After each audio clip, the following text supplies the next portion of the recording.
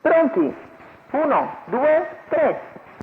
È subito buono il segnale, si avvantaggia Goan Laumar col numero 5 nei confronti di Gas Gas BFC, che rimane subito in schiena, qualche problema di andatura, l'errore di Goan Laumar, che lascia al comando Gas Gas. Numero 5 Goan Laumar BFC. squalificato. Squalifica quindi per Goan Laumar dopo i primi 100 metri di gara. Passaggio davanti alle tribune. Primo passaggio, si presenta in testa Gas Gas BFC, in seconda posizione Guizzo d'Amore, poi Gin a precedere Gabriel Dante e Golden Jove, in coda Guinness Matley. Tanto i primi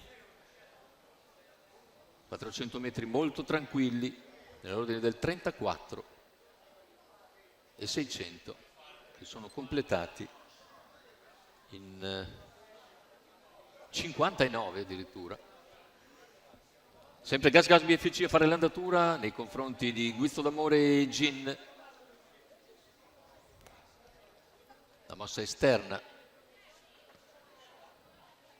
dopo i primi 800 metri di gara percorsi in 1, 6 e 4, ancora andatura molto tranquilla da parte di Gin, che cerca di avanzare dopo 1 chilometro in 1,22. Gas Gas in controllo nei confronti di Guizzo d'Amore. Ha spostato al largo anche Golden Jove, che va direttamente in schiena a Gin quando siamo a un giro dalla conclusione, e la corsa è sempre condotta da Gas Gas BFC. Seconda posizione per Guizzo d'Amore, all'esterno Gin che si trascina Golden Jove,